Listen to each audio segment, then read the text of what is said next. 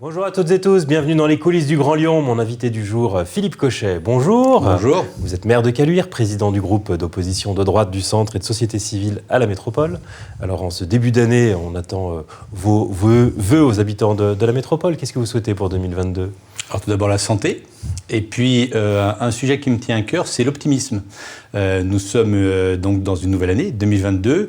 Bien sûr, il faut qu'on puisse éradiquer ce terrible virus qui nous touche, mais également c'est une année d'espoir, c'est-à-dire un espoir pour changer de président de la République notamment, avec une opportunité formidable de mettre une présidente à la tête de l'État, donc à savoir Valérie Pécresse. Ce sera une très belle année.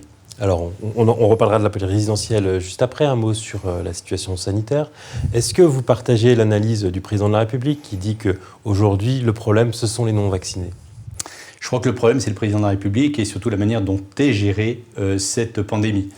Je prends pour exemple la dernière décision. Donc après les fêtes de Noël, il a été décidé donc un nouveau protocole au niveau des écoles. Ce protocole, nous l'avons reçu le dimanche à 16h, la veille de la rentrée scolaire. Il y avait juste 15 jours de vacances pendant la période de Noël. Et bien sûr, rien n'a été fait, rien n'a été préparé. 2 jours après cette mise en place, il y a à nouveau un changement.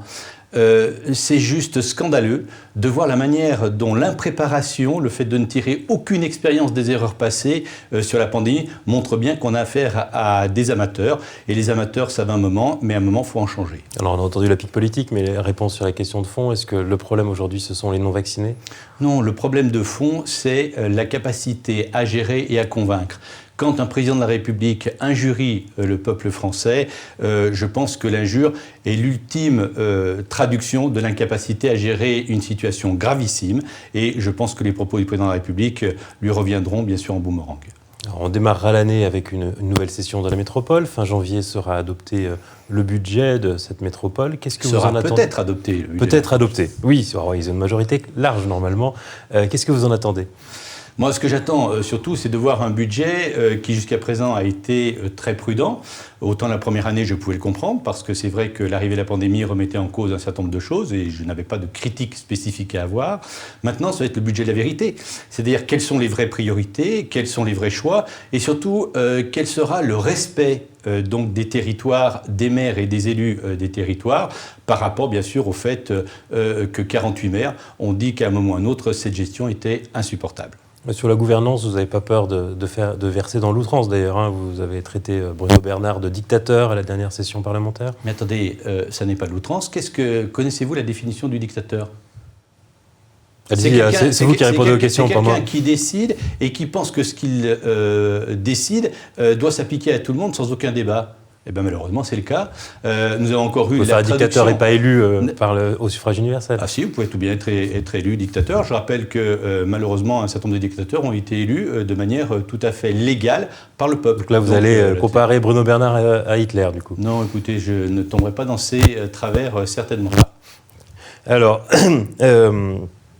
Pour poursuivre sur les annonces de cette année, c'est vrai que ce sera une année décisive avec un certain nombre de choix. Notamment, on attend les choix définitifs sur le métro. Est-ce que vous avez été satisfait d'entendre Grégory Doucet, le maire de Lyon, dans cette émission, annoncer que la ligne B et la ligne E seraient à ses yeux prioritaires ? Écoutez, je ne savais pas que Grégory Doucet était président de la métropole, parce qu'il prend donc un certain nombre de positions intéressantes. C'est son choix, écoutez, tant mieux. Néanmoins, si vous voulez, même si notre territoire, donc à savoir le plateau Nord, est intégré, je pense qu'il ne faut pas oublier les autres territoires. Et je reste tout à fait persuadé, et pour en avoir discuté avec mes collègues maires, élus, habitants donc des autres secteurs, je pense que c'est une erreur majeure de ne pas intégrer les 4 lignes dans un projet global. Après, il y a métro et métro, on verra ce qui sera décidé, mais je pense que l'erreur initiale a été de refuser un plan métro. Je rappelle que c'est le meilleur moyen de transport aujourd'hui qui permet d'avoir un investissement dans la durée et qui permet d'avoir la garantie d'un délai de transport, ce qui est souvent le critère de choix numéro 1 par rapport à un habitant qui peut changer de mode de déplacement.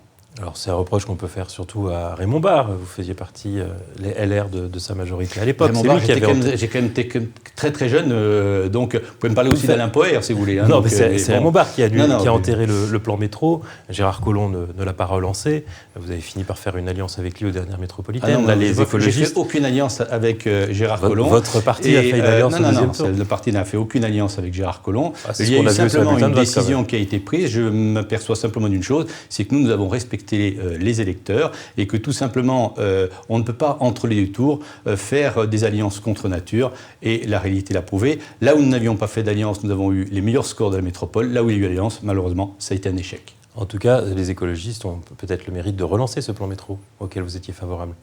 Non, je rappelle qu'au départ, les écologistes n'ont jamais parlé de métro. Donc ça, c'est quand même un point important. C'est ceux qui le font aujourd'hui. Le fait que maintenant, nous ayons réussi à mettre ce sujet sur la table est un premier pas. Maintenant, quand on raisonne à l'échelle de la métropole, et c'est notre rôle, pas simplement sur notre territoire, moi, je reste tout à fait favorable à ce que les deux autres lignes qui, pour l'instant, apparemment ont été écartées, soient remises dans la discussion. Les deux autres lignes, ce serait pour aller à la Duchère ou pour aller au grand stade de Dessines. En échange, a prévenu Bruno Bernard, il faudra accepter de densifier autour de ces nouveaux métros. Est-ce que vous êtes prêt à accepter plus de logements sociaux à Caluire ? Mais on en a, les logements sociaux, je vous rappelle qu'on est à pratiquement 20%, on n'a aucun problème. La seule différence, c'est que nous sommes la 5e ville la plus dense de la métropole. Je rappelle que nous avons une partie de notre territoire qui est inondable, une autre partie qui est à flanc de coteaux, et les coteaux sont instables. Il se trouve qu'aujourd'hui, la densification que nous avons est déjà assez forte.